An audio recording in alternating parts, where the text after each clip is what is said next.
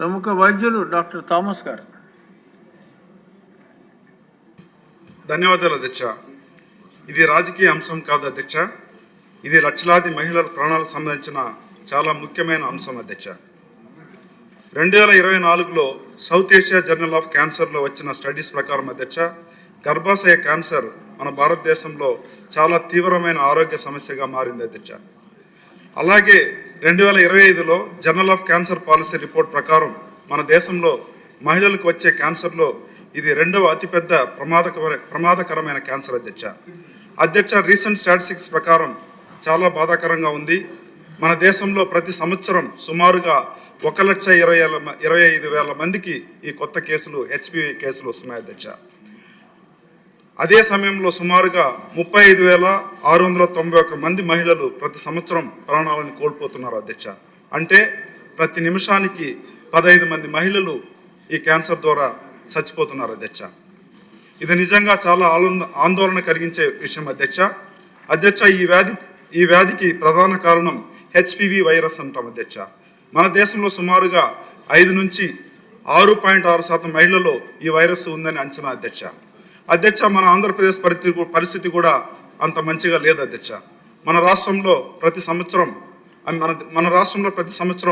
2,426 మంది మహిళలు మరణిస్తున్నారు అధ్యక్ష. అంటే ప్రతి 3 గంటల నుంచి 4 గంటలకు ఒకరు చచ్చిపోతున్నారు అధ్యక్ష.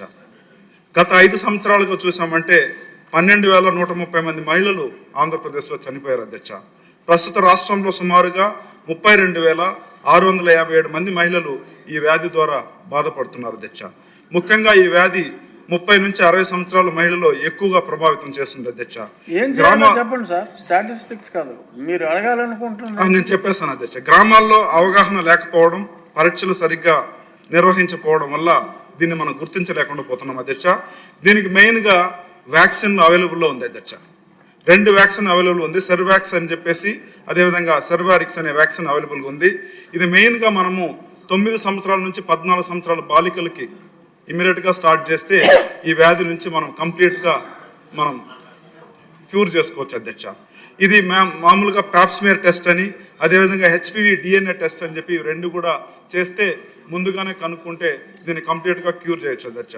ఈ పరీక్షలు ప్రభుత్వ ఆసుపత్రిలో ఉచితంగా చేస్తే చాలా బాగుంటుంది అధ్యక్ష. కొన్ని రాష్ట్రాల్లో ఆల్రెడీ ఈ కార్యక్రమాన్ని స్టార్ట్ చేశారు. సిక్కిం రాష్ట్రంలో 100% 9 to 14 years వాళ్ళకి ఆల్రెడీ వ్యాక్సిన్ ఇచ్చారు. తమిళనాడులో కూడా రీసెంట్గానే స్టార్ట్ చేశారు. మహారాష్ట్రలో కూడా దీన్ని ఇమీడియట్గా అమలు చేస్తున్నారు అధ్యక్ష.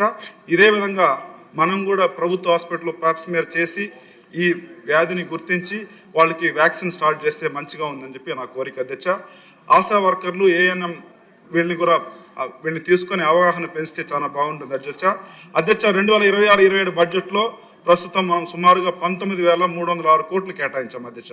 అందులో ప్రభుత్వ ఆసుపత్రులు ఉచిత మందు కోసం 600 కోట్లు మనం ఆల్రెడీ దీన్ని కేటాయించాం అధ్యక్ష. సో హెచ్పి వ్యాక్సిన్ ఉచితంగా ఇస్తే, ఈ బడ్జెట్ని ఉపయోగించి ఉచితంగా ఇస్తే మంచిగా ఉంటుందని నా ఉద్దేశం అధ్యక్ష. మంచి సూచన. దీంతో వేలాది మహిళల ప్రాణాలు కాపాడడం అవకాశం ఉందని నేను తెలియజేస్తున్నా అధ్యక్ష. ఒక మహిళ కాపాడడం అంటే ఒక కుటుంబాన్ని కాపాడమే అధ్యక్ష. ఒక తల్లిని కాపాడడం అంటే ఒక తరం భవిష్యత్తుని కాపాడడం అధ్యక్ష. మహిళను కాపాడడం అంటే మన సమాజాన్ని కాపాడడం అధ్యక్ష. కాబట్టి ప్రభుత్వం వెంటనే దీనిపైన